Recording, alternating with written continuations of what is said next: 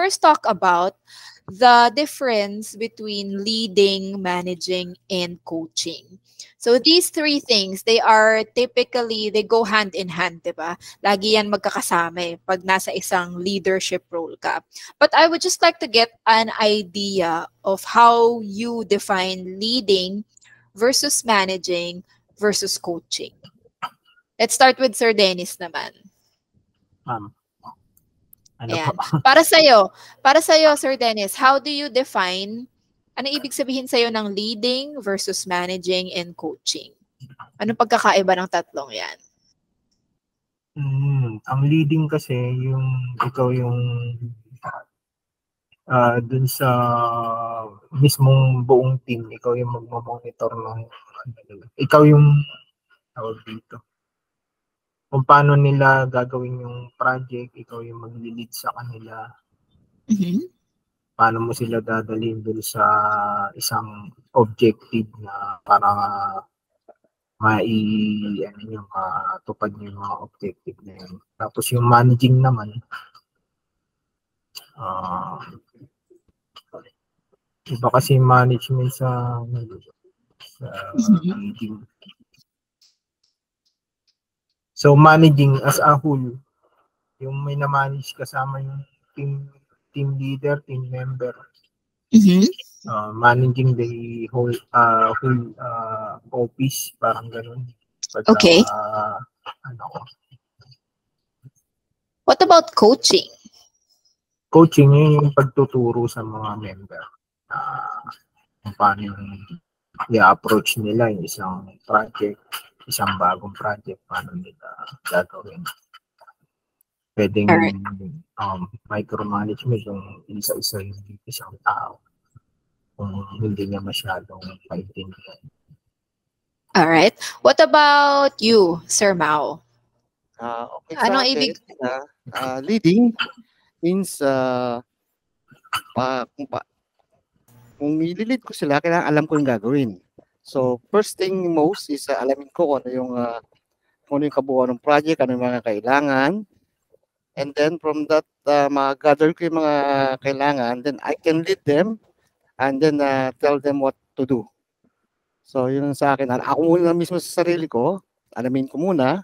And then after malaman ko kung yung mga scope of works, ano yung mga deadlines, and then ililid ko sila paano ma-reach yung ganung schedules or yung ng project, patutungan ng project.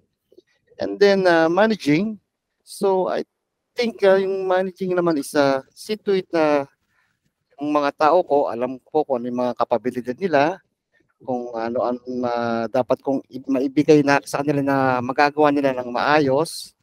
And then ano ko yung mga schedules na nasa tamang date na may sasubmit or whatever na ihin ng senior management team. And then coaching, then yun sa ano ko na lang, sa experience ko, i-share ko sa kanila mga natutunan ko sa ibang company at para mapadali yung trabaho namin, i-share ko sa kanila lahat. I-coach ko sila as much as possible sa lahat ng nalalaman ko at para gumawa yung trabaho nila at gagaan din yung trabaho ko pag alam namin lahat ng mga ginagawa namin. So, yun ang tingin ko na sagot ko din sa mga anon ko. Alright. Na to. Okay. So, totoo naman, di ba? Medyo tong tatlong to, nakakalito yung difference niya. But, yung leading, managing, and coaching, lahat to ay magiging part na ng mga roles ninyo as a leader in Allocraft. So, let's go over the definition of each one para malaman natin ano ba talaga yung difference nilang tatlo. So, when we say leading, by definition, it means that it involves guiding, influencing individuals or teams towards a common vision, goal, or direction. Okay, so sabi dito, leaders daw set the tone. They also inspire and motivate others by demonstrating a clear sense of purpose and vision. So I like that na-mention nyo siya. If you think about it, pareho nyo siyang na-mention earlier, di ba? You share your best practices, your experiences, di ba, with your team to help inspire them. Okay? Now, how does it differ from managing? So kung ang leading, ang focus niya is more people-focused, di ba? So you get the buy-in of your team through guiding them and facilitating or making things easy for them through your guidance. Ang managing naman is more focused on planning, organizing, and different processes within the organization. So kasama dito yung pag-control ng resources para ma-achieve nyo yung specific objectives and goals ng mga projects ninyo. And sabi dito, managers are responsible for coordinating tasks, allocating resources, and ensuring that processes run smoothly. Okay? So they go hand in hand. But again, leading is more people-focused while managing is more process-focused. Okay? And lastly, coaching. So coaching naman daw is a process of guiding and developing individuals to enhance their skills, performance, and overall potential. So like leading, coaching is also people-focused, but ang goal mo is for them to develop yung mga soft skills nila and pati yung mga skills needed for them in their current roles. Sabi dito, then coaches support others in identifying their strengths and areas for improvement and then help them set and achieve meaningful goals. Okay? So when we say meaningful goals, it might not exclusively be about yung goals nila within the workplace, di ba? Kasi sometimes, yung mga goals naman din ng mga tao natin, although they are still, sort of related sa workplace natin, possible na these are also things na that will help them outside of the workplace, di ba? We want to help them develop different skills. Okay? Do we have questions about the difference of those three? No. Okay. Oh, wala Yeah. pa. So, all right. So, di ba medyo mas may clear na tayo na vision, di ba? Mas malinaw. Pero, yun nga, yung tatlong yan, yung leading, managing, and coaching, lahat yan part ng mga roles natin as a leader. Okay? Okay, so by definition, leadership is the process of influencing people and providing an environment for them to achieve team or organizational objectives. So yun na nga yung sinasabi natin kanina, leaders ang mga nagsiset ng mood, diba, for an organization or sa company culture natin. Okay, now what are some of the... Hang on. So, what are the different components in leadership? Okay, so paano ba tayo magiging influential sa mga tao natin? Number one, we always have to start with a vision. Diba? Any type of goal na meron tayo, lahat yan nag-uumpisa with a vision. And when we say vision in leadership, we have to remember that it's an essential means for focusing your attention as a leader on what matters most. So, tatanungin mo yung sarili mo, ano ba yung mga gusto mong ma-accomplish in life, sa workplace, and ano ba yung type of leader na gusto mong maging. Okay, so dapat meron kang clear vision. Dapat alam mo kung ano yung gusto mo. Kasi before you are able to achieve any type of outcome, di ba? Madaling sabihin na gusto kong maging masaya, di ba? Pero, ano ba yung vision mo? Ano ba yung willing mong gawin para ma-achieve mo yung goal mo? So, dapat may vision ka. Dapat alam mo kung ano yung gusto mo and dapat clear siya. Okay? Sabi dito din, a useful vision has to be rooted in your past. It has to address the future and deal with today's realities. So, yun na nga yung sinasabi ko kanina. Ano ba yung mga gusto mong gawin? Saan ba nag-lead? Saan ba nanggaling yung vision mo na to? Saan ba nanggaling? Bakit mo nasabing ganito yung gusto mong maging type ng leader? So, ano ba yung mga willing mong i-take na steps para ma-achieve yun? And ano ba yung mga gusto mong outcome in the future? So, dapat yung tatlong yun magkakakonekta. Right? Another component in leadership is what we call yung followership in leadership.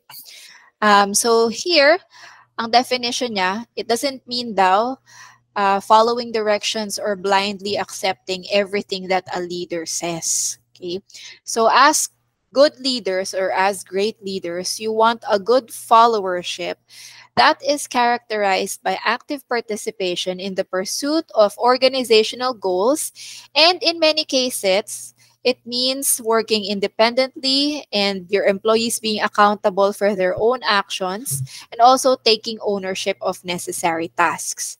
So one thing or one criteria na masasabi mong good leader ka na or papunta ka na doon is when you have employees na kaya nang mag-work on their own independently, confident sila sa sarili nila na kaya nilang mag-make ng decisions, as well as pag nagkamali sila, ano ba to, tong tao ko ba, kaya niyang tanggapin sa sarili niya, kaya ba niyang aminin sa akin na nagkamali siya, at kaya ba niyang ibaguhin yung pagkakamali na yun or itama yung pagkakamali ninyon.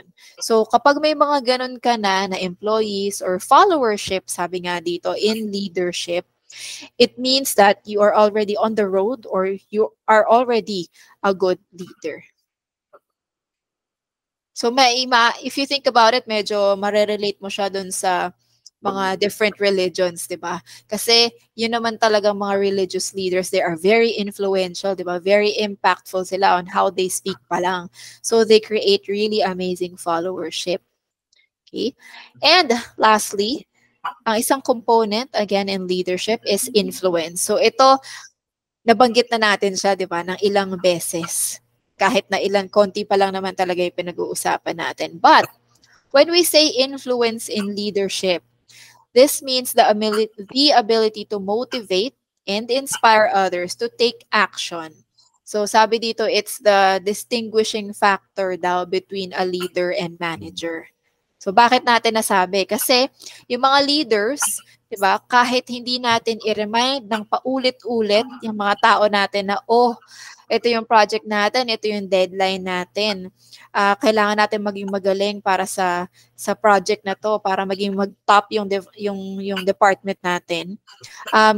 Hindi na kailangan i-remind ng leader yon kasi na-influensyahan na nila.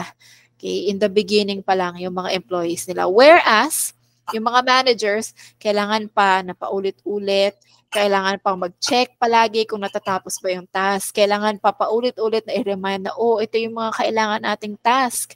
Ito yung mga deadline natin. Okay, so yun yung malaking distinguishing factor between amazing leaders and mga managers. Okay? Questions so far about the different components in leadership? Wala pa naman. All right. Okay. So, let's talk about naman. So, sabi natin may 3 components in leadership. Let's talk about naman about what makes a leader good and what are the different characteristics of a good leader. So, let's answer these 2 questions. Para sa inyo, who is a good leader? Hindi nyo necessarily kailangan pumili dito sa mga tao sa picture. Pero para sa inyo, sino ba ang masasabi ninyo na good leader? Pwede kayo mag-share ng mga previous na mga boss ninyo and kung bakit nyo nasabi na good leader sila or good boss sila. Sa akin, yung good leader because dumaan din naman ako sa stage na senior craftsman, designer, junior designer, senior designer. Yung mga boss na napagdaanan ko, yung mga boss na masyadong mga leader. Yung mga leader na masyadong stricto, which is minsan nakakaasar na. Hindi ko nagagawin to. Parang ganun, minsan ano ka pa na papagalan mo pa para ma-stress siya. Parang ganun. Meron naman leader na tuturuan ka niya, papakita niya sa iyo kung paano gawin. Umpisa niya, pababayaan ka niyang ituloy mo at i-encourage ka niya. Yun ang masarap maging leader dahil sa mamomotivate ka. na gawin mo kasi nakita mo maganda yung ginawa niya eh. Susundan mo na lang eh. I-maintain mo na lang o kung may madadagdag ka pang mas magandang idea na imumungkahi mo, which is tatanggapin naman niya base sa mga pag-uusap nyo.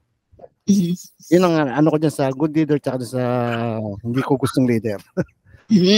What about you, Dennis? Sa akin naman, ma'am, ang good leader, yan yung mga leader na nakikita yung katangian ng mga member nila, kung ano yung mga skills, mga abilidad ng tao nila. Ano ba yung mga weaknesses, at binibigyan yung membro nila ng pagkakataon na mapaunlad din yung sarili nilang kakayaan na siyempre daan ako rin sa sinasabi nga rin Sir Draftsman sa mga mababang posisyon, pero may naging boss ako na nakita rin yung abilidad ko na yun, na siguro sa isip niya may pupuntahan akong mas maganda. Tapos siyempre may potential na umunlad. Ngayon, nabigyan din ako ng pagkakataon na umangat sa posisyon. So, yung transition ko from dun sa baba dito sa yung mga leader na nakakakita ng kakayahan. At siyempre, meron din tayong mga weaknesses na pagsasabihan tayo. Pero yun yung mga nagagamit rin natin yung past na yun, mga weaknesses natin para mapaunlad pa natin sa sarili natin. So, what makes a good leader? Ito, siyempre what makes a good leader, naging good follower din siguro siya nung araw. Kaya naging good leader. I see. So, medyo nagkaroon din siya ng mga experiences siguro, no? Baka nagkaroon din siya ng parang awakening na parang, ayoko nitong klase ng boss na meron ako. So, pag ako naging boss, mag-iiba ako siguro pa. Pwedeng ganun, no? So, itong familiar ba kayo, dito sa 6 na people sa slide natin? Dalawa lang yung kilala ko eh. Si Martin Luther King tong isa, saka si Oprah. Saka si Oprah. What about you, Dennis? Familiar ka ba sa mga taong to sa photo? Hindi masyado, ma'am. Okay. Yeah. So, yung African-American dito sa top part ng photo, sa upper left, tama si Sir Mao, siya si Martin Luther King. So, kilala siya na activist, tsaka siya yung parang nag-spearhead, di ba, nag-start ng civil rights movement sa USA. So, talagang parang siya yung nag-lead ng mga tao, di ba, to end racism amongst the Black community. Siya ba yung nagtatag ng Lutheran Church? That I'm not sure. I'm not sure. Pagdating sa mga religion, medyo very limited ang knowledge ko dyan. I'm not sure. Pero baka, but I don't think so. I think mas kilala talaga siya dun sa civil rights movement na yon. Tapos yung katabi niya na girl, she is Jacinda Ardern. Siya yung Prime Minister ng New Zealand. Kaya siya naging kilala na leader kasi siya yung leader ng New Zealand noong panahon ng COVID. And alam naman natin, 'di ba? New Zealand yung mga first, I think sila nga yung first, 'di ba, na umokay yung situation ng COVID. So siya yung nag-lead noon. Isa sila sa mga pinakauna na nakapag-lift ng restrictions kasi nga they became very strict dun sa mga borders nila. Hindi talaga sila nagpapasok ng anyone during the COVID pandemic. Yung katabi niya, yung kalbo, isa siya sa mga pinakamayayaman na individuals ngayon. Siya si Jeff Bezos. So, siya yung CEO ng Amazon. And kilala naman siya sa change management kasi nga sobrang daming naging changes, diba, in the e-commerce industry. And he is also known for a lot of innovations when it comes to e-commerce. Okay. Yung nasa baba, para sa akin, siya yung pinaka-favorite ko na leader kasi siya yung founder ng Starbucks. So, alam na alam ni Rhea yan. Mahilig ako sa kape. So, ang maganda naman dito, ang pangalan niya ay si Howard Schultz. Siya yung founder ng Starbucks. And he is very known for yung galing niya sa people management. Sabi niya, ang pinaka-important daw ng mga tao sa kanya ay yung mga empleyado ng company niya. Kasi nga, 'di ba, kilala naman natin ang Starbucks na magaling ang customer service. So naniniwala siya na kung masaya yung mga tao niya, mapapasaya din nila yung mga customers nila, which I think is very effective. 'Di ba?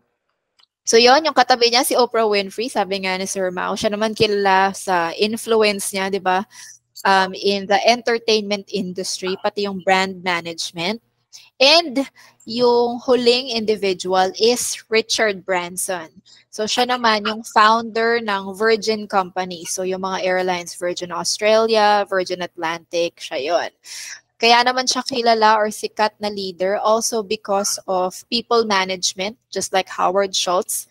So ang customer service ng Virgin Company is really talagang top-notch naman, as well as yung business practices nila. Medyo sad lang kasi nag-struggle talaga sila nung pandemic. Pero inalagaan naman din kasi nila yung mga tao nila during the pandemic. So if you think about it, itong mga taong to, di ba, iba-iba talaga sila ng klase ng leaders and iba-iba din yung reasons kung bakit sila sikat. But a lot of people will agree na these 6 individuals are amazing leaders. So, kaya ko sila inintroduce sa inyo and kaya ko din diniscuss yung 3 components of leadership earlier is because I want you to realize na walang set of skills, characteristics, di ba, ang pagiging leader. Maaring mag-take siya ng different forms, but there is really something na common sa kanila. All I need are some better days. Yeah. All I need are some better days, 'cause all I want, and I pray, I believe in the better days.